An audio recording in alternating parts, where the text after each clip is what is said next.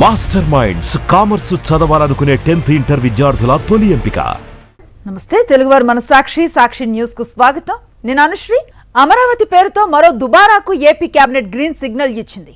Assembly సచివాలయ నిర్మాణ వ్యయాలు మళ్లీ పెంచింది. సచివాలయం అద్దాలు హంగుల కోసం 2540 కోట్లు ఖర్చు చేయడానికి సిద్ధపడింది. ఇప్పటికే సచివాలయ నిర్మాణానికి అత్యధిక ధర చెల్లిస్తోంది కూటమి ప్రభుత్వం. తెలంగాణలో కేవలం 650 కోట్లతో సచివాలయ నిర్మాణం జరిగితే ఏపీలో మాత్రం కేవలం సచివాలయ హంగులకే 2540 కోట్లు ఖర్చు చేయాలని నిర్ణయించింది. అమరావతిలో పేదల ఇళ్ల పట్టాలు రద్దు చేస్తూ కేబినెట్ మరో నిర్ణయం తీసుకుంది. R5 జోన్లో ఆనాడు పేదలకు ఇళ్ల పట్టాలు పంపిణీ చేసింది జగన్ ప్రభుత్వం. మొత్తం 50,000 మంది పేదలకు ఇళ్ల పట్టాలు అందజేసింది. ఇప్పుడు ఆ 50,000 మంది పేదలకు ప్రత్యామ్నాయం కూడా చూపలేదు చంద్రబాబు సర్కార్. మరోవైపు ఏపీలో టీడీపీ ఆఫీసులకు భూములు కేటాయింపులు చేయాలని మంత్రివర్గం నిర్ణయించింది. ఒక్కో టీడీపీ కార్యాలయానికి 1.5 ఎకరాల నుంచి 2 ఎకరాల వరకు కేటాయించేందుకు కేబినెట్ సిద్ధపడింది. ఓటర్ల జాబితా ప్రత్యేక సమగ్ర సవరణపై పార్టీ శ్రేణులంతా అప్రమత్తంగా ఉండాలని పిలుపునిచ్చారు YSRCP state coordinator Sajjala Ramakrishna Reddy. SIR పేరుతో అధికార పక్షం చేసే అవకతవకలు, అక్రమాలను అడ్డుకోవాలన్నారు.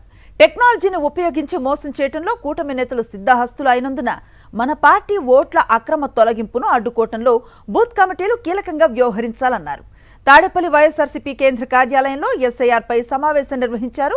పార్టీ ప్రధాన కార్యదర్శి Lella Appireddy, party IT, social media, booth కమిటీల అధ్యక్షులతో పాటు పలు జిల్లాల ప్రతినిధులు హాజరయ్యారు. ఎస్ఐఆర్ ప్రారంభానికి ముందే అవసరమైన డేటా మొత్తం సిద్ధం చేసుకోవాలని, జోన్ల వారీగా చురుకైన కార్యకర్తలను గుర్తించి వారికి శిక్షణ తరగతులు నిర్వహించాలన్నారు సజ్జల. పార్లమెంట్, అసెంబ్లీ నియోజకవర్గాల వారీగా టీంలను సిద్ధం చేయాలన్నారు. ఇందుకోసం ప్రత్యేక టాస్క్ ఫోర్స్ను ఏర్పాటు చేద్దామన్నారు.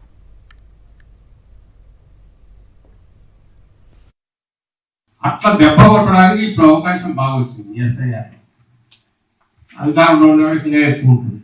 ఎస్ఐఆర్ అంటే 2000 ఇప్పటికి 24 ఏళ్ల క్రితం 2002 జాబితాతో చూస్తారు. 2002 జాబితా అంటే అప్పటికి ఇప్పటికి 2-3 జనరేషన్లే మారిపోయింది. ప్రధానంగా ఉండేది ఇక్కడ కూడా అలర్ట్గా ఉండడము, అందరినీ అలర్ట్ చేయడము, ఆయన మీ ఓటు కాపాడుకోండి అని చెప్పడం, వాళ్ళకు పక్కన నిలబడడం, ఇది చేయాల్సింది బాధ్యత మొత్తం మన మీద ఉంది. అది మనకు అవసరము, రాష్ట్రానికి అవసరము, ఓటర్కు అవసరము, ప్రజలకు అవసరం. అందువల్ల నికరమైన ఉన్న ఓటు ఏది పోకుండా చూడడం, మనకు వచ్చే ఓటు మన సింపథైజ్ జరిగితే అసలు జారిపోకుండా ఎట్లా చూసుకోవాలన్న ఈ రెండు మన ముందున్న రక్షణ కట్టాలి. వైఎస్ఆర్సీపీ మీడియా విభాగం ప్రధాన కార్యదర్శి పొడి శ్రీహరిపై కూటమి సర్కార్ కక్ష సాధింపు చర్యలు కొనసాగుతూనే ఉన్నాయి. అక్రమ కేసు పెట్టి మరోసారి అరెస్టు చేశారు పోలీసులు. సోషల్ మీడియా పోస్టులు కేసులో ఉదయమే పొడి శ్రీహరికి కుప్పం కోర్టు బెయిల్ను మంజూరు చేసింది. BNS 35(3) కింద నోటీసులు ఇచ్చి పంపించాలని ఆదేశించడంతో ఆయన రిలీజ్ అయ్యారు. అయితే అంతలోనే కుప్పం పోలీస్ స్టేషన్ వద్ద గుంటూరు జిల్లా కొత్తపేట పోలీసులు శ్రీహరికి నోటీసులు ఇచ్చారు. ఆయన అదుపులోకి తీసుకుని కుప్పం పోలీస్ స్టేషన్ నుంచి కొత్తపేటకు తరలించారు. వరుస అక్రమ కేసులతో పూడి శ్రీహరిని వేధిస్తోంది కూటమి ప్రభుత్వం. నోటీసులు ఇచ్చి పంపించేసే కేసులో కూడా అన్యాయంగా అక్రమ కేసులు బనాయిస్తున్నారు పోలీసులు. గుంటూరు ఈస్ట్ టీడీపీ ఎమ్మెల్యే మహమ్మద్ నజీర్ ఇచ్చిన ఫిర్యాదుపై కొత్తపేట పోలీస్ స్టేషన్లో పూడి శ్రీహరిపై అక్రమ కేసు నమోదు చేశారు. ఈ నెల 13న కేసు నమోదైంది. ఒకే కేసులో 35(3) నోటీసులు ఇచ్చి పంపాలని హైకోర్టు, సుప్రీంకోర్టు చెప్పినా పోలీసులు పట్టించుకోవటం లేదు. రెడ్ బుక్ అరాచకంతో కూటమి ప్రభుత్వం అన్ని వర్గాలను అణిచివేస్తోందన్నారు వైఎస్ఆర్సీపీ లీగల్ సెల్ రాష్ట్ర అధ్యక్షుడు మనోహర్ రెడ్డి. ఏపీలో నెలకొన్న ఇంధన సంక్షోభం నుంచి ప్రజలను డైవర్ట్ చేసేందుకే వైఎస్ఆర్సీపీ నేతలు, కార్యకర్తలను టార్గెట్గా చేసుకుని అక్రమ కేసులు బనాయిస్తున్నారని మండిపడ్డారు. పొడి శ్రీహరి అక్రమ అరెస్టు వెనుక టీడీపీ ఉందన్నారు. కోసం క్యూలో నిలబడి కాపుగాయాల్సిన పరిస్థితులు వచ్చాయి. దేశంలో వేరే రాష్ట్రాల్లో ఇలాంటి సంక్షోభం లేదు. ఆంధ్ర రాష్ట్రంలోనే ఈ సంక్షోభం ఉంది. కానీ ఈ సంక్షోభాన్ని డైవర్ట్ చేయడానికి, ప్రజల మనసుల్లో నుంచి దీన్ని దారి మళ్లించడానికి మళ్ళీ రెడ్ బుక్ రాజ్యాంగము, తర్వాత ప్రతిపక్ష కార్యకర్తలపైన అక్రమ కేసులు, ఏదో ఒకటి ఎల్లో మీడియాలో విజిలెన్స్ కమిటీ ఈ నివేదిక ఇచ్చింది, వాళ్ళపైన కేసులు రిజిస్టర్ చేయబోతున్నారు, ఆ ప్రభుత్వంలో ఇంత అన్యాయం జరిగిందని రోజు డైవర్షన్ పాలిటిక్స్లో భాగంగా ఎవరు చేస్తారు.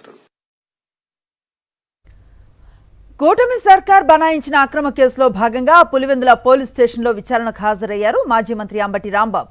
చంద్రబాబును అంబటి రాంబాబు దూషించారని ఆరోపిస్తూ పులివెందుల పిఎస్లో టీడీపీ కార్యకర్త భాస్కర్ సాయి కంప్లైంట్ చేసిన నేపథ్యంలో ఆయన విచారణకు హాజరయ్యారు.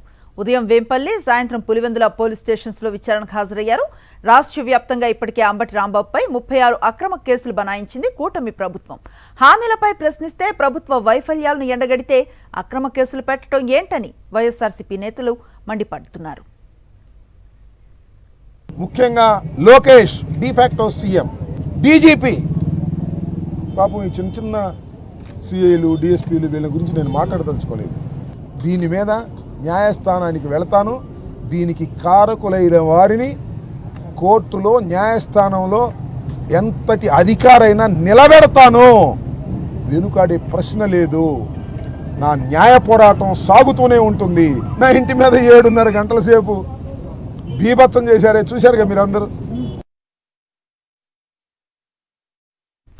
కోర్టు ఆర్డర్ను ధిక్కరించి మరీ పోలీసులు తనను విచారణకు పిలిచారని, ఇది కోర్టు ధిక్కరణ కిందకే వస్తుందన్నారు మాజీ మంత్రి అంబటి రాంబాబు. చంద్రబాబు ప్రభుత్వానికి కోర్టులంటే లెక్కలేదన్నారు. ఎవరిని వదిలిపెట్టేది లేదని, న్యాయ పోరాటం కొనసాగిస్తానని స్పష్టం చేశారు.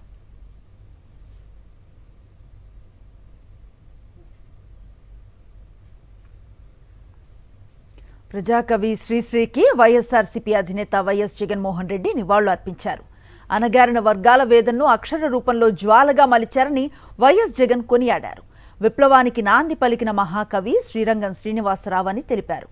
నేను సైతం ప్రపంచాగ్నికి సమితనొక్కటి ఆహుతిచ్చానంటూ సామాన్యుల్లోనూ అభ్యుదయ భావాన్ని నింపిన అక్షర శిల్పి శ్రీశ్రీ అని వెల్లడించారు. మహాప్రస్థానంతో ప్రజల్లో చైతన్యం తీసుకువచ్చారని వైఎస్ జగన్ తెలిపారు. మన్యం జిల్లా సీతంపేట ఘాట్ రోడ్లో ఘోర రోడ్డు ప్రమాదం జరిగింది. ఘాట్ రోడ్లో ఆటో బోల్తా పట్టడంతో 4 మృతి చెందారు. మరో 8 మందికి తీవ్ర గాయాలయ్యాయి. గాయపడ్డ వారిని పాలకొండ ప్రభుత్వాసుపత్రికి తరలించారు. మృతులు సీతంపేటకు చెందిన గిరిజనులుగా గుర్తించారు పోలీసులు. ఏపీలో ఇంధన కొరత పాలకులు సృష్టించిన పాపమే అన్నారు మాజీ మంత్రి జోగి రమేష్. దేశంలో ఏ రాష్ట్రంలో కనిపించని ఇంధన కొరత ఒక్క ఏపీలోనే ఎందుకుంది అన్నారు. డీజిల్, పెట్రోల్ బ్లాక్ మార్కెట్ దందాతో ప్రజల నుంచి వీలైనంత మేరకు దోచుకోవాలని టీడీపీ నేతలు పనిన పన్నాగమే అన్నారు జోగి రమేష్. డీజిల్, పెట్రోల్ రూపంలో బ్లాక్ మార్కెట్ దందాతో కృత్రిమ కొరత సృష్టించి దోచుకోవాలని చూసిన మీ పన్నాగం భారతదేశంలో ఏ ఒక్క రాష్ట్రంలో అయినా ఈ పరిస్థితి ఉందా చంద్రబాబు నాయుడు అని అడుగుతా ఉన్నా.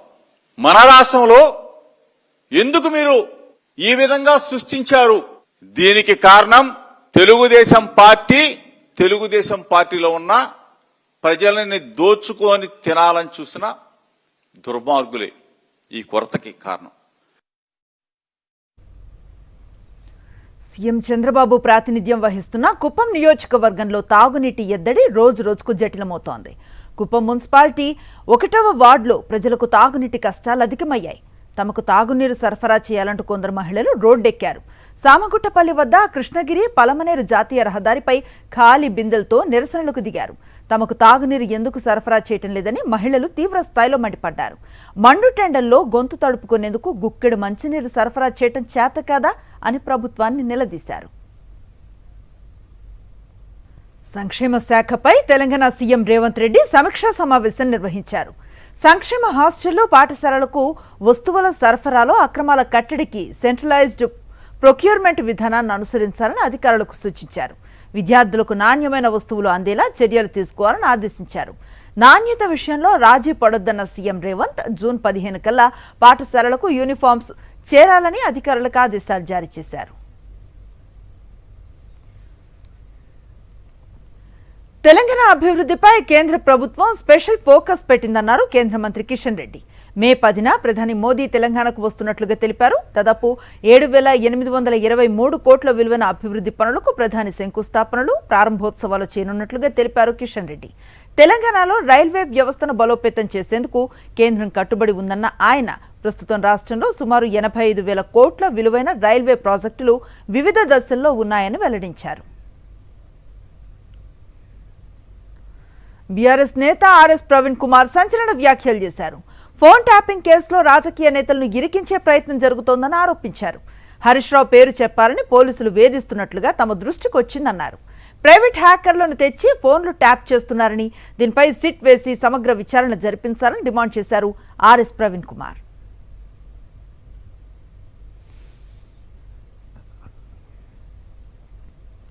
ధాన్యం కొనుగోళ్ల అంశంలో కాంగ్రెస్ ప్రభుత్వం నిర్లక్ష్యం వహిస్తోందని మండిపడ్డారు తెలంగాణ బీజేపీ చీఫ్ రామచంద్రరావు. సకాలంలో ధాన్యం కొనుగోలు కేంద్రాలు ఓపెన్ చేయకపోవడంతో రైతులు తీవ్ర ఇబ్బందులు ఎదుర్కొంటున్నారని ఆయన విమర్శించారు. యాదాద్రి భువనగిరి జిల్లా పర్యటనలో భాగంగా హనుమాపురం ఐకేపీ సెంటర్లో ధాన్యం రాసులను పరిశీలించి రైతుల సమస్యలను తెలుసుకున్నారు ఆయన. కేంద్ర ప్రభుత్వం ఎంఎస్పీ పెంచినా రాష్ట్ర ప్రభుత్వానికి సంబంధించిన అధికారులు, రైస్ మిల్లర్లు, దళారులు కుమ్మక్కై రైతులకు అన్యాయం చేస్తున్నారని ధ్వజమెత్తారు. తెలంగాణ డీజీపీ శివధర్ రెడ్డి పదవి విరమణ వేడుక ఘనంగా జరిగింది. హైదరాబాద్ పోలీస్ అకాడమీలో పరేడ్ గ్రౌండ్లో పోలీసు ఉన్నతాధికారులు ఆయనకు గౌరవ వీడ్కోలు పలికారు. డీజీపీగా ఉన్న ఓపెన్ టాప్ వాహనాన్ని తాడుతో లాగుతూ ఆయనపై పూలు చల్లుతూ వీడ్కోలు పలికారు. సిబ్బందికి, సహచర అధికారులకు అభివాదం చేస్తూ ముందుకు కదిలారు శివధర్ రెడ్డి. తన సర్వీస్లో అండగా నిలిచిన ప్రతి ఒక్కరికి ధన్యవాదాలు తెలిపారు ఆయన.